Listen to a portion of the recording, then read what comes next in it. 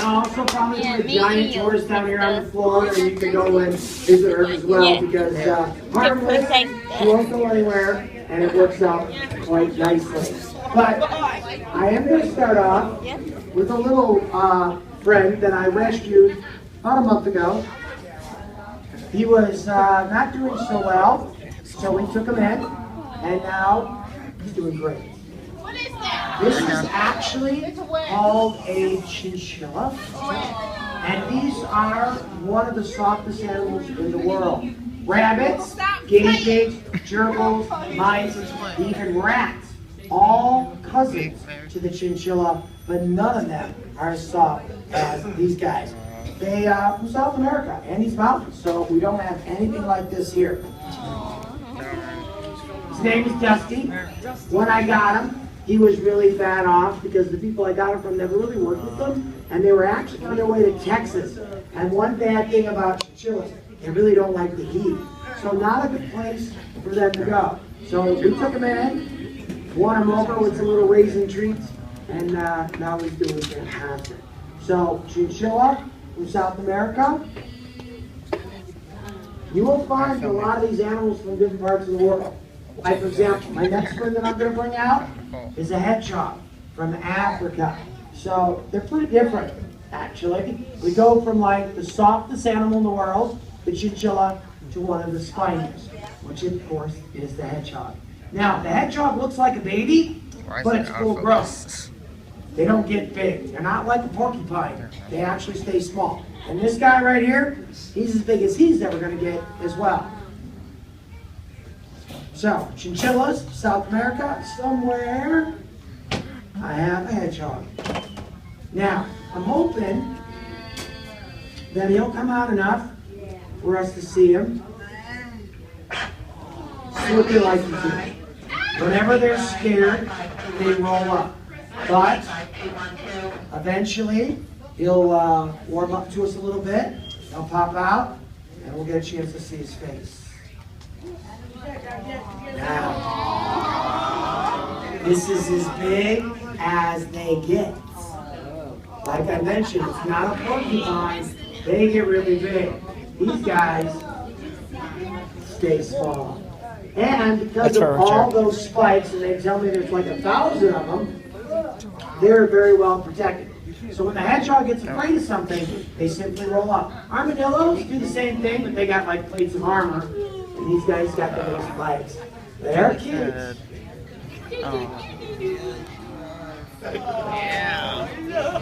Now there are larger versions of the hedgehog over in France and England, but the ones from Africa, they stay small. Now he's 2 years old. Unfortunately, hedgehogs only live to be about 5.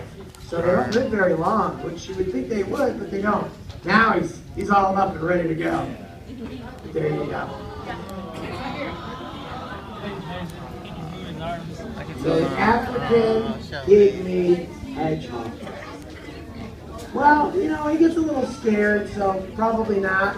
But we'll definitely get a chance to pet the big snake and the tortoise. I guarantee you that.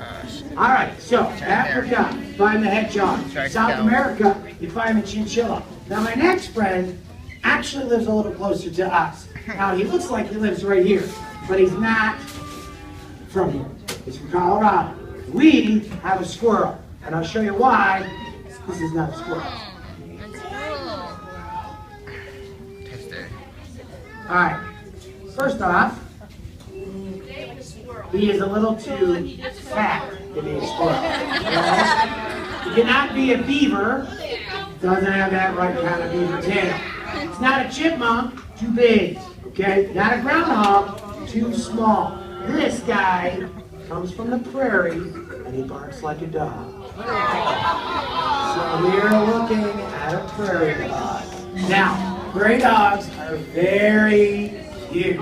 And in the wild, they live with hundreds of other prairie dogs.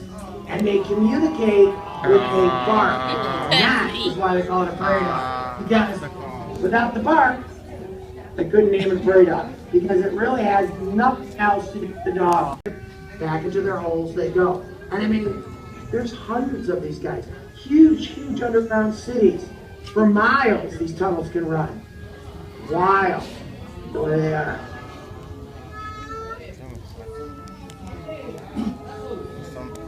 It does look like a squirrel, just a little on the big side. Yeah, he's not going to be climbing any trees. Actually, their claws are not hooked for like climbing, they're totally for digging. So, being a little shy too for some reason. Now, sometimes when I set him back into his cage, he barks. Not always, but if he does let out a little bark, we clap for him. So, I'm going to try it. Nothing. I didn't think so. He did. Everybody clapped. Gotta look at his timing a little bit. All right. So we go to Colorado, we find the prairie dog. We go to South America, we find the chinchilla. We go to Africa, we find the hedgehog. I needed to come up with something that everybody's familiar with. And it doesn't matter if you live in the city or if you live in the country. Everybody knows what this is if you live here, because I brought a skunk.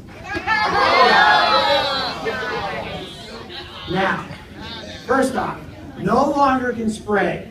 Very special skunk.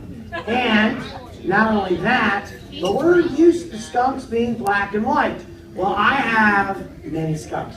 Black and white, brown and white, gray and white. This one is actually like a tan and white. They refer to it as an apricot. So, that's her name. She's 12 weeks old, so she's still very young.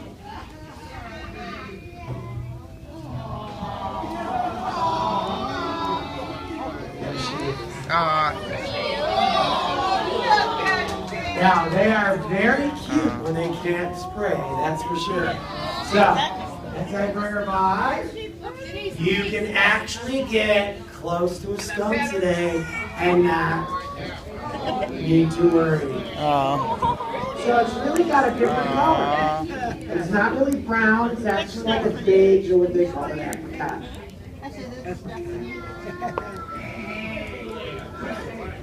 Yeah, growing up, we had a lot of skunks around. Generally black and white, some striped, some polka dotted. I actually have a skunk that lives under my barn. It's a wild skunk. All black, has a white face.